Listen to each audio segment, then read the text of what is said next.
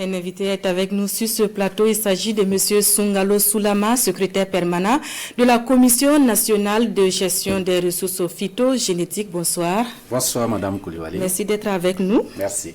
Alors, vous êtes là dans le cadre de la cérémonie d'inauguration demain de la Banque nationale de gènes phytogénétiques. Tout d'abord, que faut-il entendre par gènes phytogénétiques?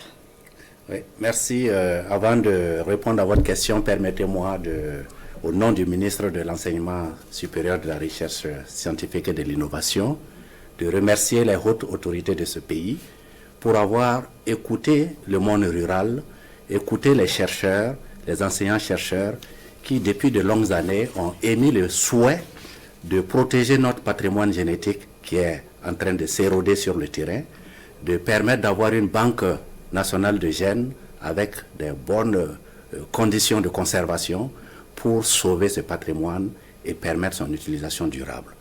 Et c'est depuis de longues années que ce problème a été posé.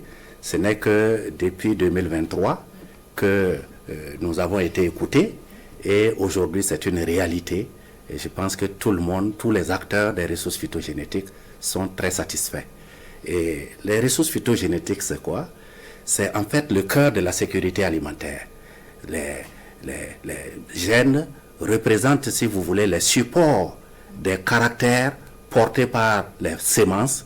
Et lorsque vous avez une variété de semences, il y a des caractères spécifiques, tels que la résistance à la sécheresse, tels que le goût, tels que le rendement, tels que la résistance à telle ou telle maladie. Alors, ces caractères sont recherchés par les agriculteurs, par les sélectionneurs, par les chercheurs, pour construire de nouvelles variétés dites améliorées. Donc, ces ressources phytogénétiques constituent les différentes variétés des différentes plantes cultivées et qui contiennent les caractères dont on a besoin pour mettre au point de nouvelles variétés afin de nous adapter à tel ou tel contexte. Alors, vous l'avez effleuré, c'est un vieux projet qui est en passe d'être réalisé. Est-ce que vous pouvez nous présenter davantage cette banque-là? Oui, alors il faut dire que cette banque, elle a été construite sur fonds propres, comme je viens de le dire, au niveau donc de l'État burkinabé qui a mobilisé près de 600 millions pour construire cette première partie. Et il est prévu, en tout cas l'année prochaine encore, 600 autres millions pour continuer le reste. Mais le cœur de métier, la partie fonctionnelle de la banque est déjà construite, opérationnelle, équipée.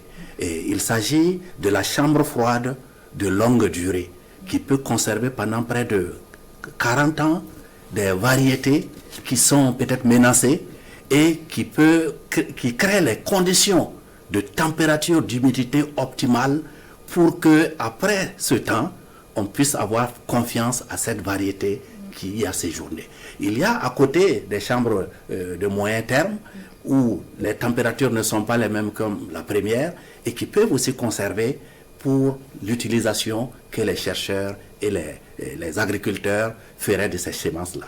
Donc nous avons en tout cas beaucoup de compartiments bien équipés qui permettent de traiter les semences, qui permettent donc de conditionner les semences, qui permettent de les conserver dans ces différentes chambres-là équipées et qui permettent aussi d'apporter les informations utiles pour que tel ou tel utilisateur qui veut telle ou telle variété puisse, sur la base de ces informations, les acquérir et les utiliser. Alors pourquoi c'était si important pour le Burkina Faso et les producteurs d'avoir cette banque-là?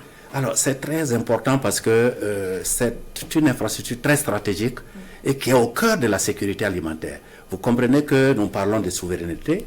Si vous n'avez pas une souveraineté sémencière, vous allez donc vivre une forme d'esclavage au niveau de vos semences. Et aujourd'hui, le fait de pouvoir conserver nos ressources, qui sont les matières premières pour à chaque fois donner aux chercheurs, donner aux agriculteurs les solutions pour créer de nouvelles variétés et nous adapter au contexte climatique et autres, alors c'est vraiment la marque d'une souveraineté. Mais vous admettez avec moi que ce n'est pas donné à n'importe qui parce que telle banque qui est créée, et elle est l'une des meilleures infrastructures de conservation de la région ouest-africaine.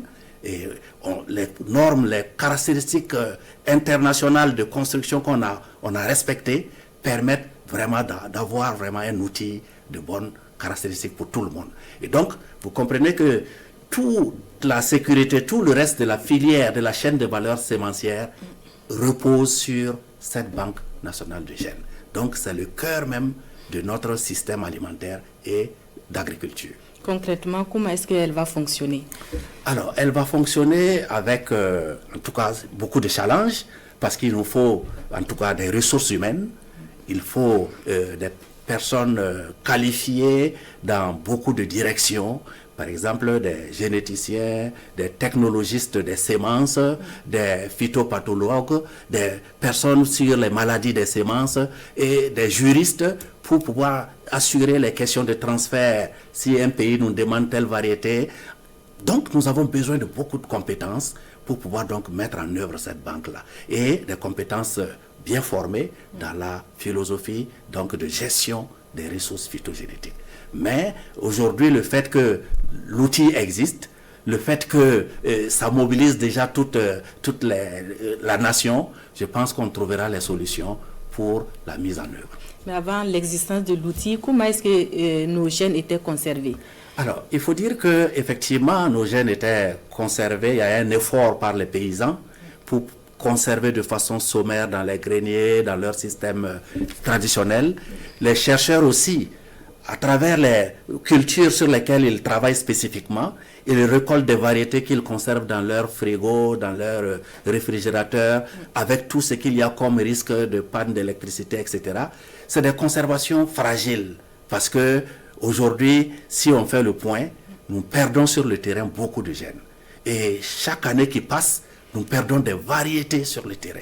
La situation étant déplorable, il fallait forcément que cette banque de gènes intervienne pour, en tout cas, accompagner tout cet effort national-là, afin que les banques des chercheurs et des communautés puissent aussi contribuer, mais se rassurer qu'il y a un effort national qui permet de prendre en compte nos ressources phytogénétiques. Chercheurs, communautés, qui sont les clients de cette banque? Les clients, c'est les chercheurs, surtout les sélectionneurs, qui ont besoin de matières premières, donc des variétés, pour créer de nouvelles variétés. Vous avez aussi les cultivateurs qui ont besoin de telle ou telle variété comme semence, ou bien alors de telle ou telle variété pour faire des croisements, des sélections et aboutir à quelque chose. Vous avez les éleveurs. Imaginez par exemple un éleveur qui est peut-être, je dirais, n'importe quoi, peut-être à Djibo, et qui souhaite une variété spécifique de plantes fourragères. Il faut forcément que ce soit une variété qui puisse s'adapter à ce milieu. Donc, dans la banque des gènes, vous avez des solutions pour plein d'acteurs et aussi à l'international. Très souvent, nous avons des besoins, des demandes en termes de variété de semences par rapport aux firmes sémencières ou à la recherche ou à l'industrie agroalimentaire. Tous ces utilisateurs-là sont potentiellement branchés à la banque des gènes. Merci, Monsieur Soulama. La cérémonie d'inauguration, c'est demain? Oui, c'est demain à partir de 8 h que nous commençons l'inauguration. Merci de rester avec nous pour la suite de cette édition.